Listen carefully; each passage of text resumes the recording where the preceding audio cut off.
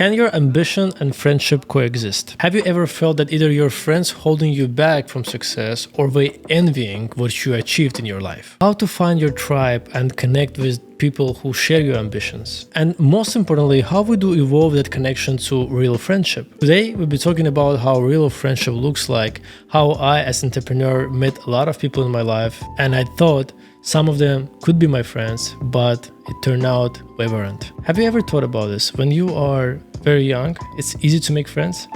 And it's easy to make friends because we don't have so many filters. We don't know what we want.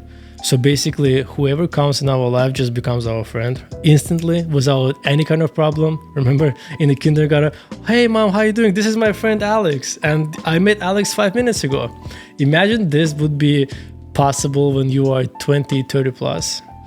It's gonna be really weird if you're gonna tell somebody, oh, this is my best friend and I met him 5 minutes ago. People are gonna laugh at you because people know that for somebody become your friend, you need to pass so many different time frames with this person. He needs to prove over and over to you that he is worthy to be your friend, especially if you call somebody best friend. I think one of the things that I realized in the United States, people call other people friends, but they actually mean that they are their acquaintance. And it was really hard for me to understand because friend for me was, oh, this is friend. Friend, best friend, it's the same exact meaning for me. Friend is a best friend, is the person that I'm willing to sacrifice my life for him or for her, but I expect exactly the same thing from them. And I think expect is a different word because you don't expect this kind of stuff. You just know it's going to happen and people are just going to do it without you even asking them for do it. And that's real friendship. So yeah, coming back to how we make friends easily when we are young. The reason that is because we don't have filters. We don't being cheated on. We don't being lied to. Life is very easy for us when you're young. You idealize life and people around you. Everybody is good, everybody is nice, everybody is amazing. So that's why it's easy to make friends when you are younger. And when you get older, you realize, hey, listen, I actually don't like when this guy doesn't clean up after themselves. And I just over time, you just realize, listen, hey, certain things is aligned with my lifestyle and I want my friends to be aligned with that lifestyle. And you see a lot of people not going to be the same like you. We're going to create different habits. Me, for example, I want all of my friends live close to me. I want my friends to know my children. I want to know their children. I want our children to be friends. And for someone, it's not a thing. Somebody would just want to live far away with his wife and kids and doesn't know anyone. Maybe have some acquaintance, or we're going to call them friends. We can meet each other on certain occasions, holidays, but for me, it's different. For me, friendship is for life. For me, if I call somebody friend, real friend, I mean, it's going to be my partner for life. It doesn't matter. It's a business, it's a life, it's any kind of relationship. Friend is a friend, and it's going to be till I and or him are dead, at least from my perspective. For other people, I don't know what they expect from me. I cannot talk about other people's perspective, but again, when I call somebody a friend, usually those kind of people have the same amount of sympathy and the same amount of understanding what friendship is, the same like I do. So yeah, when we get older, we get more experience, we understand what we like, what we don't like, and it's easier for us to understand what kind of friends we want in our life. I think real friendship starts with giving, and it comes from both parties. And it needs to be natural. What I mean by that is when you have somebody and you call them friend and you coming over to their house and maybe you're passing some restaurant and your friend likes something that is in that restaurant, you're just gonna call your friend and ask him, does he want it? Or maybe if you know for sure that he likes that, you're gonna just buy that without asking him for that.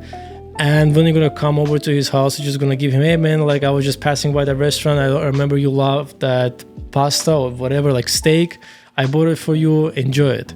And you don't expect the same things from them because it's natural. You wanna give for your people. You wanna provide for your people. It's not only about the relationship on the love perspective. Even in friends, like you wanna provide to your friends, you wanna help your friends, you wanna give them whatever you can do that comes from inside, man. You have to want it. And when you genuinely want it and you see that other person genuinely want to give you back without even asking, hey man, remember last time I paid for you in a restaurant? This is your turn. No, you go to a restroom, you come back, you see your friend already paid, and you ask him why you did it today. And he's like, yeah, last two times you paid, now it's my turn. And you don't have to ask. You don't have to ask. It just happens. It's just natural. And when it's natural, I think that's the best friendship. Because you don't expect from each other and both of you want to give to each other. Both of you want to spoil each other. That's the best thing in a real friendship. What can happen when both of you want to spoil each other and none of you wants to get spoiled by other. I think that's the best friendship, because I'm an entrepreneur and I make this amount of money and people know that. And I have a lot of people who been in my life who know that I can close the bill in the restaurant. And because we know that I will do that, Wei was expecting me to do that because I have money, because I have a business, because I have car, because I have Rolex. And what I realized that those people who are looking to get spoiled, that's not my kind of people. I personally would never want to be friends with someone like that, because that indicates that this person is only wants to receive, not give. And there's nothing wrong with paying for your friend or for the person who you just met. But when you meet with this person and every time, like out of 10 times, 9 times you pay for a dinner, that means that person wants to get spoiled and doesn't want to spoil you. And it costs you a certain amount of money or time to realize that he's not going to be or she's not going to be your friend, and just put yourself aside from that relationship and moving forward, because you cannot have a lot of friends.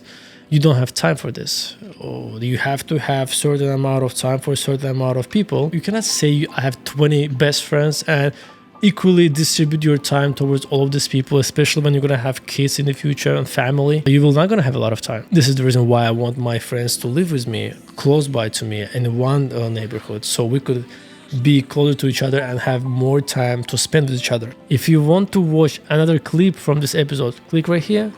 And if you want to watch full episode, click right here. Thanks a lot. Bye.